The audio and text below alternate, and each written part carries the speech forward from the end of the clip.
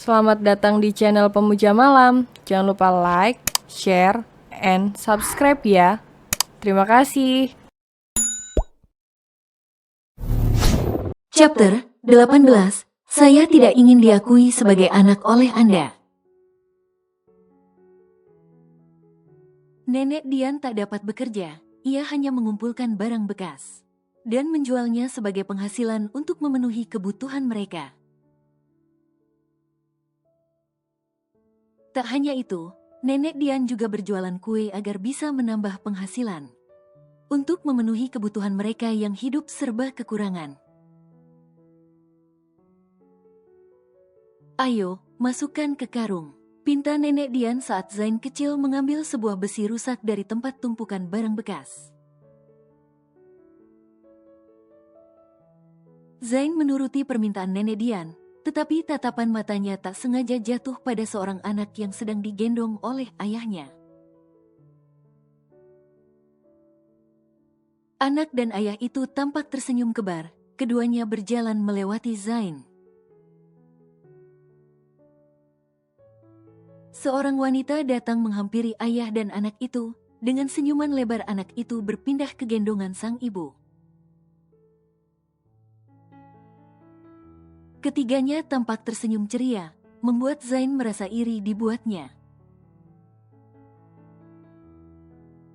"Nek, Zain kok gak punya ibu bapak?" tanya Zain dengan kata berkaca-kaca. Nenek Dian menghentikan kegiatannya. Ia beralih menatap cucunya dengan sorot matanya yang sendu. "Nak, jangan diingat terus. Nenek kan sudah bilang, orang tua Zain sudah tidak ada. Emangnya Zain gak bahagia sama nenek?" Zain menggeleng, ia mengusap wajahnya dan tersenyum pada neneknya itu. "Enggak, Zain bahagia kok sama nenek. Ayo Nek, kita jual barangnya. Setelah ini, Zain mau makan ayam." Melihat respon cucunya, Nenek Dian tersenyum lembut. Ia mengusap kepala Zain dengan sayang. "Ayo, kita beli ayam ya." Sea terusik dalam tidurnya. Ia mendengar suara isak tangis dari suaminya. Wanita cantik itu terbangun. Ia menatap suaminya yang sedang meringkuk dalam tidurnya seraya menangis lirih. Karena panik, Sea langsung beranjak duduk dan membangunkan pria itu. "Zain, Zain," panggil Sea seraya mengguncang tubuh suaminya. Zain tersadar, ia segera beranjak duduk dengan wajah sembabnya.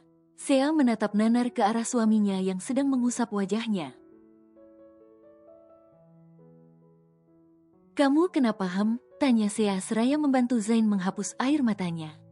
"Aku ingat Nenek Hicks, aku rindu Nenek Hicks. Tuan Lionel tak menginginkanku lahir, bahkan ibuku juga pergi entah kemana. Hanya nenek yang ada untukku Hicks, aku rindu Nenek Hicks." Sea langsung memeluk Zain, ia berusaha menenangkan pria yang masih menangis mengungkapkan segala perasaan yang terpendam. Isak tangis Zain memenuhi isi kamar. Sea tak bisa berkata apapun selain mengelus punggung suaminya itu dengan lembut. "Besok kita jenguk nenek ya. Sudah, jangan nangis Hem." Pagi hari, Sea langsung mengajak Zain untuk datang ke makam mendiang Nenek Dian. Ia tahu suaminya sangat merindukan neneknya, maka dari itu Sea izin meliburkan diri demi menemani suaminya itu. Sepanjang jalan ke pemakaman, Zain hanya diam. Bahkan, sejak bangun tidur tak ada raut wajah ceria dari pria itu. Sea meraih tangan Zain untuk ia genggam, membuat pria itu tersentak kaget dan menatap tangannya yang ada di dalam genggaman Sea. Ia pun menatap wajah cantik istrinya itu yang tersenyum padanya. Zain membalas senyuman Sea, sebelum akhirnya ia meraih tangan cantik itu dan mengecupnya dengan lembut. Kalau nenek masih ada, ia pasti bangga denganmu, bisik Sea. Aku belum sukses seperti yang nenek katakan, ujar Zain seraya menatap lekat ke arah istrinya. Suatu saat kamu pasti sukses. Aku yang akan menemani prosesmu sampai kamu jadi pria yang terpandang di kalangan bisnis. Zain tersenyum, ia tahu istrinya pasti akan mendukungnya. Mobil pun terhenti di area pemakaman. Zain langsung beranjak turun lebih dulu sebelum membantu sang istri keluar dari mobil. Sebelum ke makam sang nenek, Zain lebih dulu membeli bunga. Karena sudah lama tak kemakan nenek Dian. Zain agak lupa di mana letak makam neneknya. Namun, nalurinya tetap membawanya ke makam mendiang sang nenek. Nenek, maaf Zain baru datang jenguk nenek. Zain berjongkok di depan sebuah makam yang bertuliskan nama sang nenek.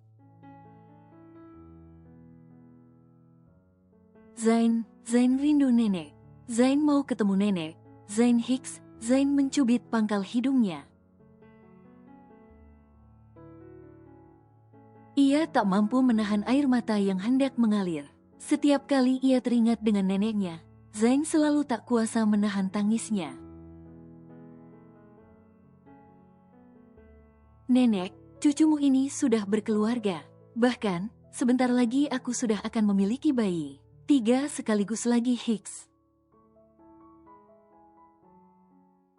Nenek tahu, Zain juga sudah bertemu dengan ayah kandung Zain. Pantas saja nenek bilang ayah Zain sudah meninggal. Karena pria itu juga menganggap Zain tidak ada, Sea mengusap bahu Zain dengan lembut. Berharap pria itu sedikit tenang dengan usapannya. Tapi, Zain belum bertemu Mama Zain Nek. Mungkin, sekarang dia sudah bahagia dengan keluarganya. Kehadiran Zain dianggap sebuah bencana oleh mereka. Untungnya nenek yang bawa Zain.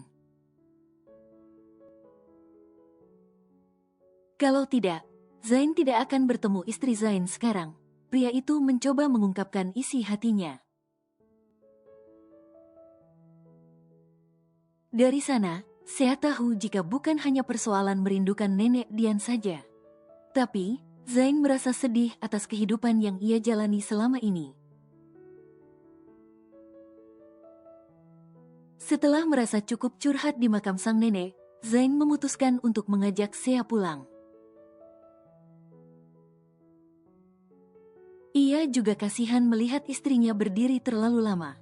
Sebab Sea tak bisa berjongkok sepertinya setelah perutnya membesar karena kehamilannya. Kamu gak ada kelas hari ini? Tanya Sea seraya menggandeng tangan suaminya berjalan menuju mobil. Ada, tapi siang, sahut Zain. Oh, ya udah, berarti bisa istirahat dulu di rumah. Saat Zain membuka pintu mobil, tiba-tiba Sea menyadari jika gelang miliknya hilang. Dengan raut wajah yang panik, wanita itu memegangi tangannya. Gelangku hilang, seru Sea. Hah, kok bisa? Kaget Zain. Sebentar, kamu masuk aja dulu. Aku balik ke makam nenek, mungkin jatuh di sana, titah Sea. Saat ia akan beranjak pergi, Zain justru menarik tangannya. Udah, kamu diam aja di mobil. Biar aku yang cari. Emang kamu tahu gelang aku gimana? Tanya Sea dengan tatapan ragu. Tahu, yang ada love-nya kan? Bentar ya, tunggu di dalam mobil aja. Cuaca sedang panas, nanti kamu dehidrasi. Zain memastikan Sea masuk ke dalam mobil sebelum ia mencari keberadaan gelang wanita itu. Selang beberapa lama menunggu, Zain belum kembali juga. Sea merasa khawatir. Sedari tadi tak hentinya ia menatap ke arah kepergian Zain. Ia ingin sekali turun dan menghampiri suaminya, tetapi pria itu memintanya untuk tetap diam di mobil. Zain kemana sih? Apa gelangnya gak ketemu ya di makam nenek? Makanya dia masih terus nyari, gumam Sea. Aku samperin aja deh, Sea berniat akan turun. Tetapi niatannya terhenti kala melihat sebuah mobil sedan berwarna hitam berhenti tak jauh di depan mobilnya. Kening Sea mengerut dalam, ia merasa tak asing dengan mobil itu. Tak lama, seorang wanita turun dengan kacamata hitamnya. Sea tentu hafal dengan wanita itu, yang tak lain dan tak bukan adalah Davita. Ia tanya tentang kedatangan Davita ke makam, sebab ia tahu orang tua Davita masihlah ada sampai sekarang. Lalu, untuk apa wanita itu pergi ke makam seorang diri? Pak, tunggu sebentar ya, titan Sea pada supirnya. Bain non, sahut pria baya itu. Sea turun dari mobil, ia berjalan cepat mengejar Davita yang masuk ke dalam area makam. Pemakaman itu begitu luas, apalagi banyak pohon beringin besar yang menjadi penghalang antara daerah beberapa makam yang ada. Langkah Davita berhenti di sebuah makam. Sea langsung mengambil posisi bersembunyi di belakang pohon beringin besar itu seraya mengelus perutnya. Sea menyipitkan matanya, ia tidak tahu ia yang sedang Davita bicarakan pada makam di hadapannya. Sebab, jarak antara Sea dan Davita lumayan jauh, sehingga ia tak dapat mendengarkan apa yang wanita itu sedang bicarakan. Selang 15 menit kemudian, Davita kembali beranjak berdiri. Ia meletakkan buket mawar kuning yang ia bawa di atas gundukan tanah itu. Tak lama, ia berbalik pergi. Sea segera bersembunyi saat Davita akan melewatinya, dengan jantung yang berdebar kencang. Sea berusaha bersembunyi agar tak diketahui oleh wanita paruh baya itu. Setelah memastikan mobil Davita pergi, Sea bergegas berlari kecil menghampiri makam yang tadi Davita singgahi. Sea memperlambat langkahnya, sampai ia menghentikan langkahnya setibanya di depan makam yang Davita singgahi tadi. Areha, Sea membaca nama yang terdapat di papan nisan di hadapannya. Zain putra dari Lionel Salvatore dengan sahabatku, Areha, perkataan Davita terngiang di benaknya. Membuat mata Sea langsung berkaca, kaca dibuatnya. Ia menutup mulutnya dengan tatapan tak percaya. Jadi, Mama Zain sudah meninggal? Zain telah mendapati gelang Sea. Ternyata gelang ia bukan jatuh di dekat makam mendiang nenek Dian, melainkan dimakan orang lain yang mereka lewati. Untung saja ia dapat melihatnya, sehingga gelang itu tidak hilang. Dengan senyuman mengembang, Zain kembali ke mobilnya. Namun, saat membuka pintu mobil, ia terkejut ketika tak mendapati sang istri di sana. "Loh Pak, istri saya mana?" seru Zain dengan mata membulat sempurna. "Tadi Nona izin keluar, mungkin samperin tuan yang gak balik, sahut supir itu. Zain menegakkan tubuhnya, ia menyisir rambutnya ke belakang seraya menatap ke area makam yang begitu luas. "Lebih baik gue cari Sea di mall deh daripada di makam begini," gumam Zain dengan tatapannya yang masih mencari keberadaan Sea. Tak tinggal diam, Zain berusaha menghubungi Sea. Sayangnya, wanita itu tak menjawabnya. Zain sudah uringan, ditambah cuaca sangat panas. Ia khawatir Sea akan dehidrasi dan berakhir pingsan. Apalagi, istrinya itu sedang hamil. Bahaya kalau ia sampai pingsan dan terjatuh. Akan sangat membahayakan bagi kandungannya. Sea kemana sih? Tadi aku suruh di dalam mobil kok malah keluar? Gak ngerti banget sih kalau aku pa. Zain menghentikan omelannya saat melihat sosok sang istri datang menghampirinya dengan tatapan yang berbeda. Sea, Zain langsung menghampiri istrinya itu. Raut wajahnya terlihat sangat panik. Kamu kemana aja sih? Tadi kan aku suruh diem aja di mobil. Kenapa keluar? Sentak Zain, ia hanya khawatir dengan keadaan istrinya itu. Bisa langsung pulang aja gak? Kepalaku agak pusing. Lirih Sea dengan menatap suaminya dengan tatapan sayu. Tanpa banyak bicara lagi, Zain langsung membawa istrinya masuk ke dalam mobil. Pria itu berpikir, jika Sea kelelahan berjalan, atau ia merasa tak nyaman dengan perutnya dan berakhir kepalanya terasa pusing.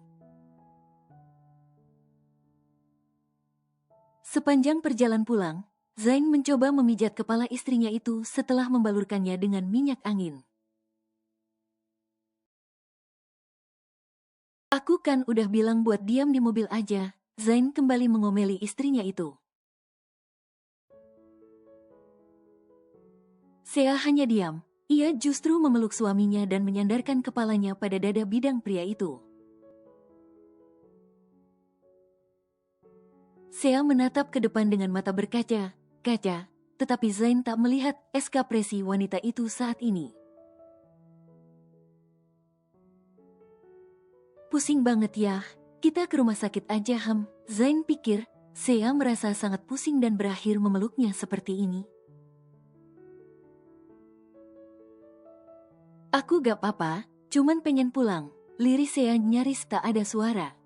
Zain tak lagi bertanya, ia membalas pelukan Sea dan menempatkan dagunya di atas kepala sang istri. Sesekali, Zain mengecup puncak kepala Sea untuk mencurahkan rasa sayangnya pada wanita cantik itu. Tanpa Zain sadar, Sea menjatuhkan air matanya. Bagaimana aku mengatakan pada Zain jika ibunya sudah meninggal? Ia tidak diterima oleh ayahnya, ibunya juga sudah meninggal. Aku harus mulai mengatakannya dari mana? Aku takut, dia tambah down dan merasa terpukul. Batin Sea, wanita itu juga masih merasa syok atas apa yang ia lihat tadi. Sesampainya di rumah, Zain berniat akan mengajak Sea turun dari mobil.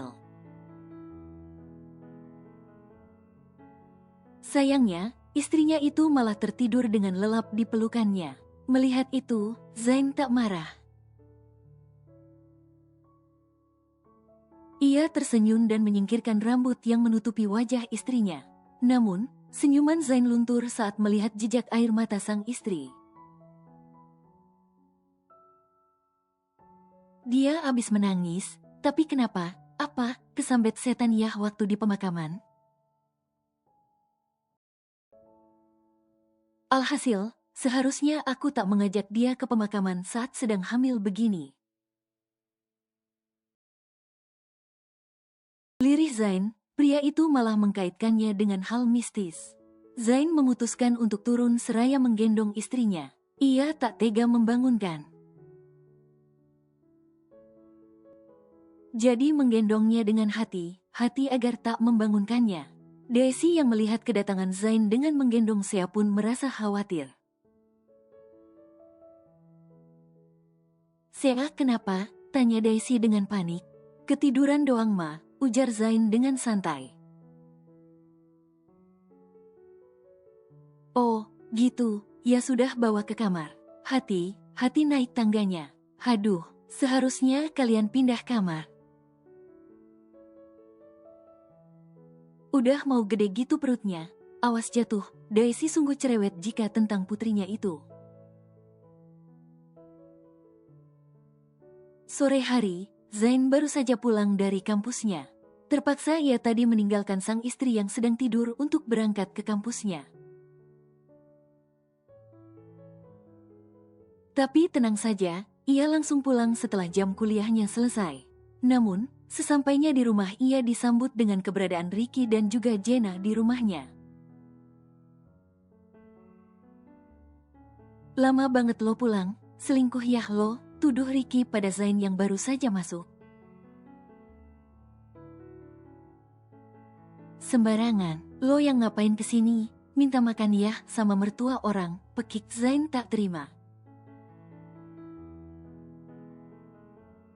Ye, enak aja, gue anterin my bebek honey gue nih. Katanya, kangen sama abangnya, jelas Ricky tak kalah kesal. Tatapan Zain beralih menatap Jenna yang berdiri di sisi Ricky. Gadis itu tersenyum pada Zain yang menatap terkejut atas kehadirannya. Kamu beneran pacaran sama dia? Tanya Zain memastikan apa yang Ricky katakan. Enggak kok, kita cuman temen. Jelas Jenna yang mana membuat Ricky melunturkan senyumnya. Kotek hati abang Neng. Lirih Ricky seraya memegang dadanya seolah ia merasa tersakiti. Ditambah, Zain malah meledeknya. Udahlah, mau minta makan aja sama mertua lo. Lapar gue. Ricky memutuskan untuk beranjak pergi, membiarkan kakak dan adik itu saling mengobrol. Zain mengajak Jenna ke ruang keluarga. Keduanya akan mengobrol di sana agar lebih nyaman. Walau keduanya sudah tahu jika mereka kakak beradik, tetapi tetap saja keduanya merasa canggung. Terlebih Zain, ia yang bingung dengan kedatangan Jenna. Memilih diam sebelum gadis itu mengajaknya mengobrol lebih dulu. Tante tahu kalau kakak anaknya papa, tanya Jenna mengawali pembicaraan. Zain mengangguk singkat, mertuanya memang sudah tahu asal-usulnya. Hanya saja, Daisy tak merespon secara berlebihan. Mungkin, wanita itu khawatir menyinggung perasaan Zain. Ia bahkan mengupayakan agar Zain tak terlalu ingat dengan apa yang terjadi pada keluarganya. Kakek ingin kakak ke rumah lagi, ujar kembali Jenna. Belum lama aku ke sana, ngapain lagi, papamu itu selalu sinis menatapku. Seakan, ia tak puas melihatku tetap hidup di dunia ini, sahut Zain dengan seringai di bibirnya. Jenna menggelengkan kepalanya. Papa hanya ingin menjaga perasaan mama. Tapi bukan berarti papa benci dengan kakak, ucap Jenna mematahkan pemikiran Zain. Jenna, kamu tidak tahu bagaimana di posisi aku. Lebih baik, kamu urusi saja keluargamu. Aku malah lebih bahagia tidak dianggap oleh keluarga Salvatore. Perkataan Zain membuat hati Jenna merasa sakit. Tapi, gadis itu sepertinya memaklumi apa yang Zain rasakan. Pulanglah, aku takut orang tuamu menyalahkanku karena tahu putrinya datang ke sini, titah Zain. Pria itu memutuskan untuk beranjak pergi, ia tak ingin berlama-lama bersama Jenna. Namun, saat akan melangkah, Jenna berdiri dan berkata hal yang membuat Zain menghentikan langkahnya. Aku senang saat tahu aku punya kakak, terlepas kakak lahir dari rahim siapa. Tapi, papa kita sama kan? Aku tidak pernah membenci Kak Zain, karena terlahir dari rahim wanita mana kita tidak bisa memilihnya. Bisakah kita selayaknya adik kakak pada umumnya, biarkan para orang tua dengan urusannya, kita tidak ada masalah kan? Aku ingin merasakan kehadiran seorang kakak yang sejak dulu aku impikan. Itu tidak mungkin, aku tidak ingin berurusan dengan keluarga Salvatore, ujar Zain seraya membalikan tubuhnya. Apa aku salah ingin dekat dengan kakak? Aku juga tidak tahu apa yang terjadi antara kedua orang tua kita. Apa kakak pikir selama ini kehidupanku enak? Enggak, Kak. Aku sakit. Hubungan papa dan mama tidak harmonis bahkan sejak aku lahir. Berkali-kali mama dan papa hampir bercerai. Aku juga tertekan dengan situasi yang ada. Bukan hanya kakak aja, sentak Jena yang mana membuat Zain memalingkan wajahnya. Pulanglah, orang tuamu pasti khawatir mencarimu, titah Zain sebelum beranjak pergi. Meninggalkan Jena yang menjatuhkan air matanya karena penolakan Zain. Aku hanya ingin kita akrab selayaknya kakak adik pada umumnya. Apa aku salah? Aku juga menderita dengan situasi yang ada. Papa, Mama, semuanya menderita Kak Hicks, seharusnya Papa tidak menelantarkan kakak seperti itu. Sehingga, rasa kebencian kakak pada keluarga Salvatore terus bertambah. Lirih Jena seraya menundukkan kepalanya. Zain menghampiri Ricky yang ada di ruang makan. Tampak sahabatnya itu asik melahap masakan Daisy yang terasa sangat menggiurkan. Melihat kedatangan Zain, Ricky pun menatapnya heran. Udah ngobrolnya, cepat amat, belum habis 3 piring nih gue. Ngobrol lagi sana. Usir Ricky dengan mulutnya yang menggembung karena makanan. Rick, abis ini antar Jena pulang. Setelah ini, jangan lagi bawa dia ke sini. Aku tidak ingin berurusan dengan keluarga Salvatore. Kemarin, aku hanya terpaksa karena teringat tentang nenek pinta Zain. Setelah mengatakan itu, pria itu pergi meninggalkan Ricky yang melongo menatap kepergiannya. Kok jadi gini sih? Gumam Ricky dengan tatapan tak enak. Setelah menyelesaikan acara makannya, Ricky langsung mengajak Jena pulang. Sepanjang jalan pulang, Jena hanya menangis.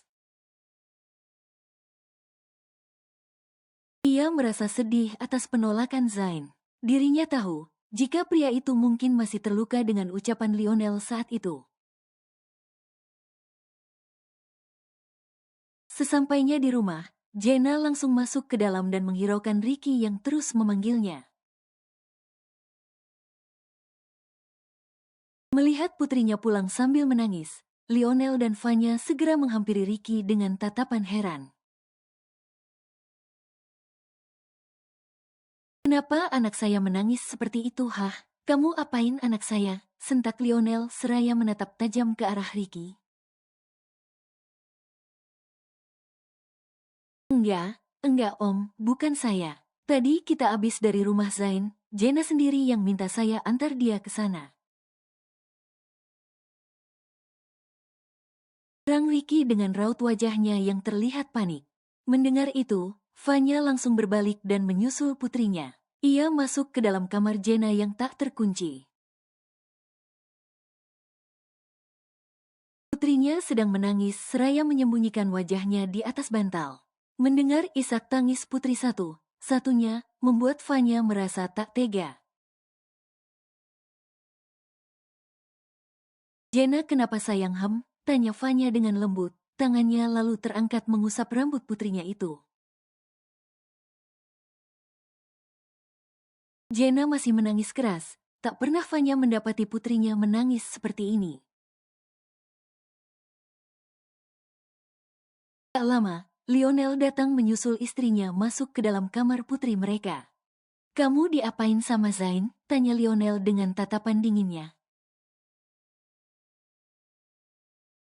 Jenna beranjak duduk. Ia menatap tajam sang papa yang menatapnya penuh khawatir. Bagaimana tidak?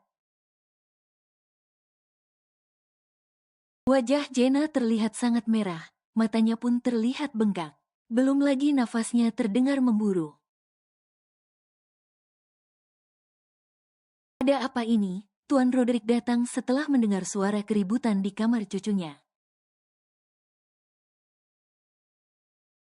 Ini semua karena papa, semuanya karena papa. Papa jahat sama Kak Zain. Gara papa, Kak Zain benci dengan keluarga ini termasuk Jenna.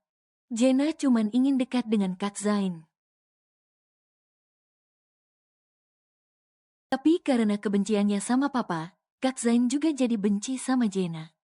"Apa yang papa lakuin sama ibu Kak Zain, itu sudah sangat jahat," sentak Jenna dengan nafas memburu. "Ngapain kamu butuh pengakuan dia, hah? Papamu berusaha menyingkirkan dia dari keluarga ini. Tapi kamu, kenapa kamu malah ingin dekat dengan dia, Jenna? Keluarga kita hampir hancur karena ada anak itu. Anak dari wanita yang sudah membuat kakak kamu tiada." Ingat Jenna, Vanya menatap tajam putrinya. Air matanya mengalir dengan deras. Ia tak pernah membentak Jenna, tapi kali ini ia begitu emosi dengan putrinya itu. Lionel mendekati Vanya, dia menarik istrinya menjauh dari putri mereka. Ia tidak ingin Vanya terus membentak Jenna. Khawatir, putrinya akan semakin drop dengan bentakan sang mama. "Lihat, gara kamu bawa anak itu ke sini, dia berani bentak aku. Dia berani buat Jennaku seperti ini," sentak Vanya dengan tatapan tajam. "Vanya, tolong tenanglah," ujar Lionel dengan tatapan sendu. "Tenang bagaimana? Aku mencoba baik pada anak itu. Karena aku pikir dia sama seperti Jenna. Tapi ternyata dia sama dengan ibunya. Membuat kita tidak tenang seperti ini," bentak Vanya dengan wajahnya yang merah padam. Lionel hanya diam. Ia beralih menatap Jenna yang menangis di pelukan sang kakek. Mereka sama bingung. Vanya pun emosi. Dia tak bisa mendengar tangisan putri kesayangannya. Dengan kemarahan yang menggebu, Vanya mendorong tubuh Lionel dengan kasar dan berlalu pergi dari sana. "Vanya, kamu mau kemana?" teriak Lionel dengan panik. Ia bingung antara mengejar Vanya dan juga menenangkan putrinya. "Kejar Leo, dia pasti akan menghampiri Zain," sentak Tuan Roderick. Iya pa." Lionel segera menyusul istrinya. Sayangnya, Lionel tak dapat mengejar Vanya yang membawa mobilnya. Pria itu tak tinggal diam. Dia mengambil kunci mobilnya yang lain dan segera menyusul istrinya. Zain sedang menggendong Kai. Ia mutari anak itu hingga keduanya tertawa geli. Sea menatapnya dengan senyuman mengembang. Sebelum tatapannya turun menatap ke arah Asriel yang sedang mengelus perut bulatnya.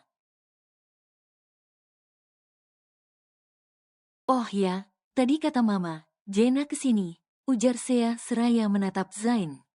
"Iya, tadi kesini, cuman sebentar kok," sahut Zain seraya menurunkan Kai kembali ke sofa. Ini, keluarga kecil itu asik menikmati waktu mereka di ruang keluarga.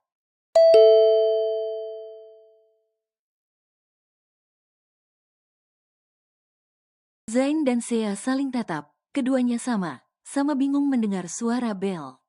Biasanya ada bodyguard yang berjaga, tapi kenapa bel terus menyala sejak tadi? Kemana sih bodyguard yang jaga? Kemarin aku baru nambah 1, masa sampai gak ada yang jaga depan sih, omel Sea. Mungkin sedang pertukaran shift, aku keluar dulu buat cek, pamit Zain. Sea mengangguk, ia menatap kepergian Zain dengan perasaannya yang tak enak.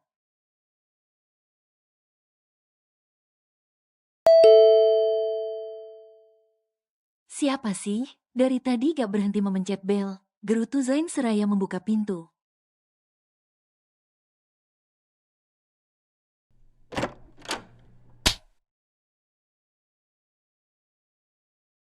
Zain memejamkan matanya, pipinya sampai tertoleh ke samping karena tamparan yang begitu kuat.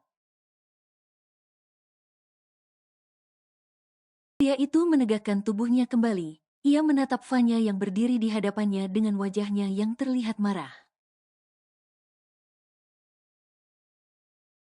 Apa yang kamu bicarakan pada putriku, hah? Sudah baik aku tidak memakimu karena terlahir dari rahim wanita murahan itu. Sentak Vanya dengan tubuhnya yang bergetar hebat karena menahan amarah yang menggebu. Zain hanya diam. Dia menerima segala bentakan Vanya. Mendengar ada suara keributan, Sea dan kedua putranya langsung datang menghampiri dengan raut wajah yang terlihat panik. Ada apa ini? Kenapa Anda memukul suami saya? Sea tak terima melihat pipi Zain yang terlihat merah. Sea, sudah. Zain menghalangi Sea yang akan berdebat dengan Vanya. Tanya sama dia, apa yang sudah pria tidak tahu diri ini katakan pada putri saya, sentak Vanya. Sea akan membalasnya, ia tidak terima suaminya dimaki begitu saja. Namun, Zain malah memegang kedua bahunya. Pria itu memberi isyarat agar Sea membawa kedua putra mereka masuk. Dengan hati yang tak rela, Sea membawa masuk kedua putranya dan membiarkan Zain menyelesaikan masalahnya. Aku hanya mengatakan kebenaran, jika sampai kapanpun. Aku tidak pernah ada di dalam keluarga Salvatore karena kebencian kalian. Jenna, dia ingin aku menganggapnya sebagai adik. Sedangkan, papanya menginginkan aku mati, ujar Zain dengan suara pelan. Tapi apa kamu harus mengatakan hal yang menyakitinya, yang membuat putriku menangis terisak seperti itu? Aku ibu kandungnya saja tidak pernah membuatnya menangis seperti itu. Tidak cukupkah ibumu membuat putraku tiada hah? Apa harus kamu buat putraiku juga menderita? Bukan ibuku, melainkan suamimu. Kalau suamimu tidak ibuku, tidak akan seperti inai jadinya. Bentak balik Zain yang turut merasa emosi dengan perkataan Vanya. Vanya terkesiap, hatinya berdenyut sakit saat Zain membentaknya. Merasa ia keterlaluan, Zain memijat pangkal hidungnya dengan kuat. Setelah itu, dia kembali fokus pada Vanya yang menatapnya dengan air mata yang mengalir di pipinya. Bukan mauku terlahir seperti ini, jikapun saat itu aku bisa membunuh diriku sendiri. Aku lebih baik mati daripada membuat keluarga kalian hancur. Apa tante belum puas memukulku? Pukullah, sebagai tebusan kesalahan ibuku. Atau, Zain masuk ke dalam sebentar, dan tak lama ia kembali dengan pisau buah di tangannya. Tante bisa membunuhku seperti harapan suamimu, ujar Zain seraya menyerahkan pisau yang ia ambil dari dalam. Tak mereka sadari, jika sejak tadi sosok pria berseragam hitam tengah bersembunyi di balik tembok. Ia memegang ponselnya dan mengarahkan kameranya pada kedua orang itu. Sementara itu, di sisi lain, Davita tengah tersenyum puas di ruang kerja miliknya. Ia menatap layar laptopnya yang menayangkan sebuah video yang menarik menurutnya. Raut wajahnya terlihat bahagia, tatapannya pun berbinar terang.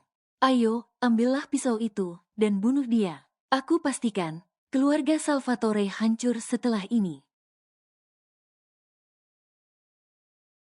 Gumamnya dengan seringai di bibirnya. Davita menegakkan tubuhnya. Ia lalu menatap fotonya dan juga Areha yang tersenyum bahagia melihat ke arah kamera. Perlahan, ia meraih foto itu dan mengusapnya dengan lembut.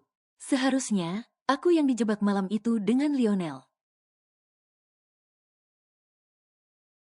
Tapi, mereka justru mengira kamu adalah aku karena warna baju kita yang sama kala itu.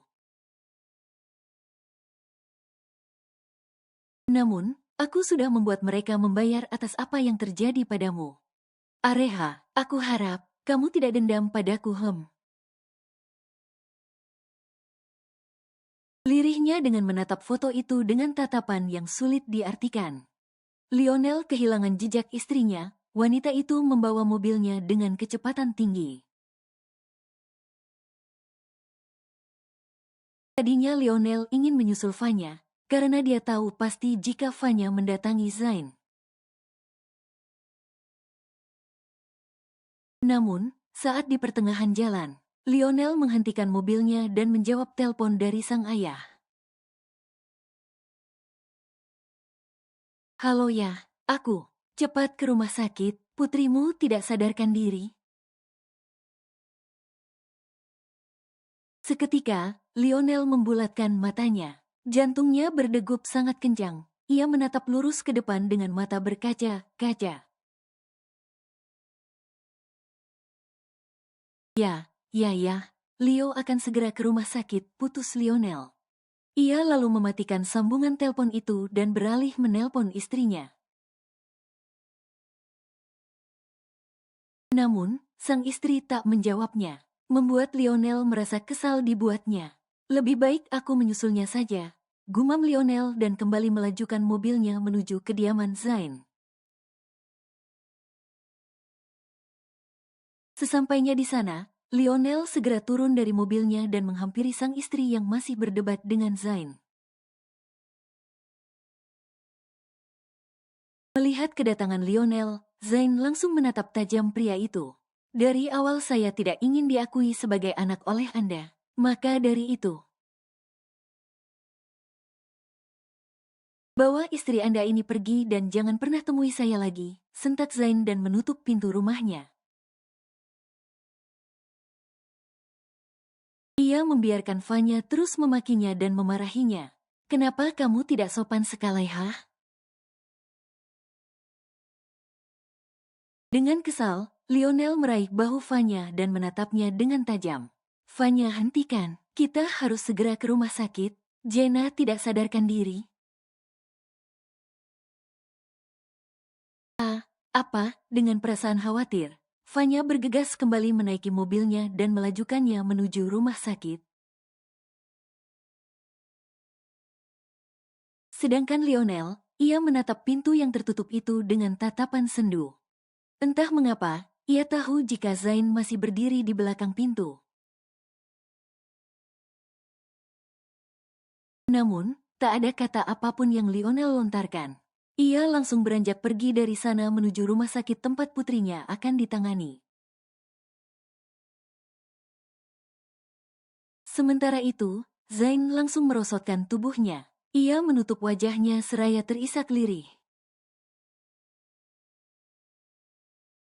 Sea langsung menghampiri suaminya. Ia memeluk pria itu yang langsung membalas pelukannya. Kau tidak akan meninggalkanku kan? Tolong katakan, jangan pernah tinggalkan aku, Hicks. Aku sudah tidak punya siapa lagi selain dirimu di dunia ini. Setelah nenek tiada. Kalau tidak ada kamu, aku lebih baik ikut dengan Nenek Hicks. Aku capek, Hicks. Sea menenangkan suaminya. Ia tahu bagaimana perasaan Zain. Asriel dan Kai hanya diam memandang ke arah Zain yang menangis di pelukan Sea. Raut wajah keduanya terlihat sangat syok, apalagi setelah mendengar tamparan tadi. Hampir saja, sang momi turut bertengkar jika Dedi mereka tidak menghalanginya. Ada apa ini? Kenapa Zain nangis? Desi baru saja selesai mandi. Ia tidak tahu apa yang sedang terjadi saat ini. Itu Oma, tadi Dedi ditampal ke Mamak Lombeng yah abang. Aduh Kai dengan mata membulat sempurna. Dai tampar, siapa yang berani nampar mantuku hah? Enak aja, mana orangnya? Kik Daisy seraya menarik lengan bajunya. Sea membantu Zain untuk berdiri. Dia merangkul pinggang pria itu dan berniat membawanya ke kamar. Saat berpapasan dengan Daisy, Sea menghentikan langkahnya. Tadi istri Papa Zain datang, dia marah. Sampai ditamparnya Zain sama dia, lihat sampai merah. Daisy langsung mengecek pipi Zain, bukan hanya merah bahkan mendekat ke biru. Wanita itu parubaya itu tersulut emosi, dia tidak bisa diam saja menantunya dilukai seperti itu. Mama tenang dulu, Sea mau bawa Zain ke kamar biar dia tenang, pamit Sea. Sea menatap Zain yang tidur di pangkuannya, pria itu tidur seraya sesenggukan sehabis menangis tadi. Sea merasa kasihan dengan Zain yang menghadapi permasalahan keluarganya saat ini. Apalagi, umur Zain masihlah terbilang muda untuk menghadapi masalah seberat ini. Udah kamu kompres pipinya, Daisy datang seraya membawa segelas susu di tangannya. Sudah Ma, tapi sebentar, takut tidur Zain terganggu, kasihan dia. Ujar Sea yang masih mengelus kepala suaminya yang berbaring di pangkuannya. Sebenarnya ada apa sih? Kenapa keluarga itu benci banget sama Zain? Coba, kamu ceritakan yang detailnya seperti apa? Kalau Zain anak selingkuhan, ya salahin bapaknya dong celap-celup sana-sini. Kenapa malah salahin hasil perbuatannya? Dan tuh orang ya, omel Daisy dengan kesal. Ia meletakkan susu yang ia bawa ke atas nakas. Tadinya, dia ingin memberikannya ke Zain agar pria itu tidak merasa lapar. Namun, ternyata menantunya itu sudah tertidur. Mulai dari mana Yahma, Sea juga bingung. Semuanya rumit, semuanya saling menyalahkan. Ibunya Zain sahabat Tante Davita, beliau yang bilang jika Zain adalah anak kandung Lionel dan Areha. Tapi yang buat Sea heran, Tante Davita kenapa bisa gak suka sama Zain. Kan, Zain anak sahabatnya, ujar Sea dengan keningnya yang mengerut dalam. Davita ya, dulu dia dan Lionel Salvatore pernah dijodohkan sama orang tua mereka. Perkataan Daisy membuat Sea membulatkan matanya. Ia segera melirik ke arah Zain yang masih tertidur pulas. Jadi apa mungkin ibunya Zain dan Tuan Lionel dijebak oleh Tante Davita? Tanya Sea dengan tatapan penasaran. Daisy menggeleng seraya mendudukkan dirinya di sofa. Enggak mungkin, Davita tuh dari dulu gak suka sama Lionel. Dalam artian, dia menolak dijodohkan, begitu juga dengan Lionel. Keduanya sepakat untuk tidak melanjutkan perjodohan mereka. Juga, saat itu Davita masih sekolah. Tapi Lionel sudah bekerja memegang perusahaan keluarganya. Setahu Mama sih gitu. Gini kan Mama kenal sama Davita sejak dulu kalau ada acara pertemuan kolega bisnis. Terang Daisy yang membuka pikiran Sea. Tapi Mama kenal dengan Areha, ibu kandung Zain, tanya Sea dengan penasaran. Ning Daisy mengerut dalam. Enggak deh, Mama gak tahu, balasnya. Sea terdiam, ia menundukkan kepalanya dan mengelus wajah suaminya. Kalau menjebak, kayaknya gak mungkin deh. Dilihat, Tante Davita sayang banget sama sahabatnya. Tapi, tatapan Sea jatuh pada dompet milik suaminya. Wanita itu tak pernah mengecek dompet milik Zain sama sekali. Kecuali hanya menaruh uang di sana untuk keperluan pria itu. Karena penasaran, Sea mengambil dompet Zain yang ada di atas nakas. Cukup kesulitan memang, sebab Zain memeluk tangan Sea yang kiri. Ngapain sih? Tanya Daisy dengan bingung.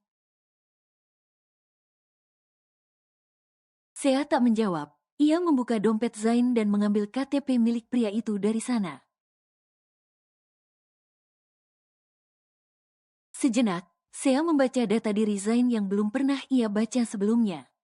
Bahkan, saat mereka nikah Sea tak membacanya dengan jelas kecuali nama dan foto pria itu saja. Kenapa sih? Daisy penasaran, apalagi melihat wajah tegang Sea. Wanita parubaya itu beranjak menghampiri putrinya dan melihat KTP milik menantunya itu. Tubuh Sea bergetar hebat, matanya terlihat berair. Ia menatap tanggal lahir Zain yang mana membuat jantungnya berdebar sangat kuat. Sea kembali teringat papan nisan milik mendiang Areha. Tepatnya, ia ingat tanggal kematian wanita itu. Zain lahir di bulan 10, sementara Tante Areha meninggal bulan 4 di tahun yang sama. Itu tandanya. Sea mengangkat pandangannya ke arah Daisy yang juga menatapnya dengan mata membulat sempurna. Zain bukan putra Areha, ujar Sea dan Daisy secara serentak. Lionel dan Vanya menatap putri mereka yang masih belum sadarkan diri dengan masker oksigen yang terpasang apik di wajahnya. Sejenak, Lionel menghela nafas pelan. Ia menatap istrinya yang sejak tadi menggenggamnya tangan Jenna. Berharap gadis itu segera terbangun dari tidurnya. Ricky, panggil Lionel seraya beralih menatap pria yang mengantar Jenna ke rumah sakit. Pulanglah, sudah semalaman kamu di sini, pinta Lionel. Ia juga tahu jika semalaman ini Ricky tidak tidur dengan nyenyak di sofa. Ricky menggeleng. Enggak om, aku pulang nunggu Jenna sadar aja, ujar Ricky yang memang khawatir dengan kondisi Jenna. Lionel tak lagi mengatakan apapun, ia membiarkan Ricky berada di sana. Tatapannya beralih menatap ke arah putrinya yang terlihat sangat menyedihkan. Vanya, wanita itu sudah menghancurkan keluarga kita, dan anaknya membuat putriku drop seperti ini.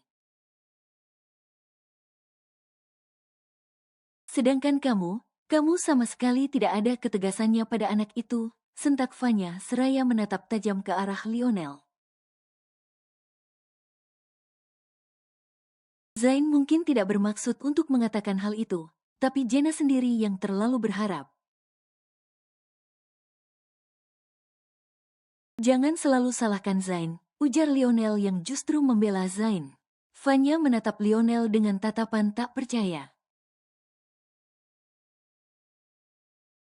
Kamu bela dia, oh, sekarang aku tahu. Kamu mulai merasa kasihan dengan dia kan? Kamu lupa, kamu sendiri yang berusaha menyingkirkan dia dari keluarga Salvatore. Sekarang, kenapa kamu membela dia, ha? Lionel menjambak rambutnya frustasi. Ia begitu bingung dengan posisinya yang serba salah saat ini. Merasa situasi yang kurang baik, Ricky berniat akan keluar. Namun, pria itu tak tahan karena Vanya terus mengatakan hal yang buruk tentang Zain. Maaf, Om Tante, sebelumnya, saya minta maaf karena masuk ke dalam obrolan kalian. Aku dan Zain sudah berteman lama. Bahkan sejak kami masih sekolah. Saya tahu bagaimana kehidupan Zain yang hanya tinggal bersama neneknya. Mungkin, bagi kalian Zain hanyalah anak yang tidak diinginkan karena lahir di luar pernikahan. Tapi, dia juga berhak mendapat keadilan, ujar Ricky dengan menatap dingin ke arah sepasang suami istri di hadapannya. Sejak kecil dia hidup menderita dengan neneknya, bahkan untuk makan saja sulit. Saat remaja, dia banting tulang. Kerja siang dan malam hanya untuk mendapatkan uang yang tak seberapa demi membayar pengobatan neneknya yang saat itu mengidap kanker. Bahkan, makan sehari 2 kali aja sudah menjadi kebahagiaan buat dia. Tante berkata, seolah hidup Zain selama ini enak. Enggak Tante, aku saksi bagaimana Zain hidup selama ini. Ricky menghela nafas pelan, dadanya tiba terasa sesak saat mengingat kembali tentang kehidupan Zain. Ricky lah yang paling tahu bagaimana kehidupan Zain selama ini. Tentunya, ia tidak terima Vanya berkata seperti tadi tentang Zain. Tante korban, ya, Tante berhak sakit hati atas apa yang diperbuat oleh suami Tante. Tapi, posisinya Zain juga sama. Dia tidak tahu apapun yang diperbuat orang tuanya. Dia hanya anak, yang berpikir bahwa suatu saat akan ada kebahagiaan untuknya. Tapi selama ini hidupnya, jauh dari kata bahagia sebelum bertemu dengan istrinya. Kehilangan neneknya, keluarga satunya membuat Zain bahkan hampir putus harapan. Lanjut Ricky dengan suara bergetar. Vanya terdiam 1000 bahasa, ia justru memalingkan wajahnya. Entah mengapa hatinya merasa berdenyut sakit. Begitupun dengan Lionel, ia tidak tahu bahwa kehidupan Zain sebegitu menyedihkannya. Menurut saya, apa yang Zain katakan benar. Lebih baik dia menjauh dari keluarga Salvatore dan menemukan kebahagiaan bersama keluarga kecilnya tanpa kalian. Karena masuk ke dalam keluarga kalian, sama saja seperti bunuh diri untuknya. Maaf, aku mengatakan ini. Tapi, kalian sudah sangat keterlaluan pada sahabatku. Perkataan Ricky membuat Lionel dan Vanya tak lagi mengatakan apapun. Ketiganya terdiam dengan pemikiran mereka masing-masing. Sampai, tiba ketiganya dikejutkan dengan kedatangan dokter bersama kedua susternya. Melihat itu, Lionel bergegas menyambut dokter itu dengan baik. Maaf Tuan, kami harus sampaikan hal ini. Kondisi ginjal Nona Jenna sudah 90% kehilangan kemampuannya untuk berfungsi secara normal. Selama ini, kita menangani kondisi Nona Jenna dengan melakukan cuci seminggu 3 kali. Pertemuan terakhir, Nona Jenna mengatakan pada saya, jika dia lelah terus-terusan cuci darah. Sayangnya, kami belum menemukan pendonor ginjal untuk Nona Jenna, terang dokter itu. Lionel terdiam, ia menundukkan kepalanya. Pria itu tahu bagaimana perjuangan putrinya selama ini. Sekarang, umur Jenna menginjak usia 18 tahun. Tentunya, gadis itu ingin merasakan hidup selayaknya remaja pada umumnya. Tapi sekarang, ia justru merasakan hal seperti ini. Apa saya tetap tidak bisa mendonorkannya, dok? Tanya Lionel dengan tatapan sendu. Tuan, kami sudah melakukan pemeriksaan. Anda serta istri Anda tidak dapat mendonorkannya pada putri kalian. Jika tetap dipaksakan, akan berakibat fatal. Jika saja Nona Jenna memiliki saudara dalam keadaan sehat fisiknya, maka kemungkinan besar akan cocok, ujar dokter itu yang mana membuat Vanya dan Lionel saling tatap. Vanya mengerutkan keningnya dalam. Wanita paruh baya itu tengah berpikir keras saat ini. Tatapannya beralih menatap ke arah putrinya yang masih belum sadarkan diri. Zain, golongan darah Jenna dengan Zain sama kan? Seharusnya, dia bisa mendonorkannya untuk Jenna. Ujar Vanya seraya memegang lengan Lionel dan menatapnya dengan tatapan penuh harap. Itu tidak akan terjadi. Semua orang yang ada di ruangan itu terkejut dengan kedatangan Sea. Tidak terduga, pagi ini Sea tak pergi ke kantornya, melainkan ke rumah sakit setelah Ricky memberi kabar padanya tentang kondisi Jenna.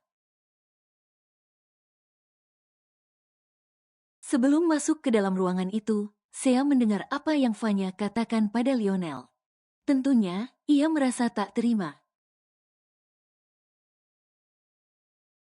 Saya tidak minta pendapatmu, Zain harus mendonorkan ginjalnya pada Jenna. Kau tahu, dia harus menebus kesalahan ibunya. Tadinya aku tidak mau melibatkannya dalam permasalahan ini, tapi putriku membutuhkannya. Ujar Vanya dengan menatap tajam ke arah Sea. Menebus kesalahan ibunya, oh ya, bagaimana jika aku katakan, jika Zain bukan putra Areha? Vanya menggelengkan kepalanya pelan, tatapan matanya terlihat bergetar. Ia beralih menatap suaminya yang sama kagetnya seperti dirinya. Selain dengan Areha, kamu berbuat sama siapa lagi? Sentak Vanya, ia justru malah berpikir jika ada wanita lain yang tidak ia ketahui. Lionel menggelengkan kepalanya, ia justru melangkah mendekati Sea yang menatapnya dengan tatapan dingin.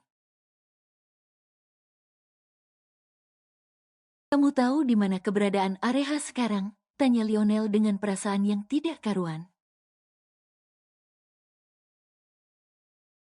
Kali ini, Sea tak akan membiarkan keluarga Salvatore terus menindas suaminya. Ia tidak rela Zain menjadi pendonor untuk Jenna. Bukan egois, ia hanya menjaga apa yang menjadi miliknya. Sea tak bisa membayangkan, suaminya hidup hanya dengan satu ginjal. Pastinya, kehidupannya tak akan seperti sebelumnya. Areha yang Tante Davita maksud, sudah meninggal 6 bulan sebelum Zain lahir.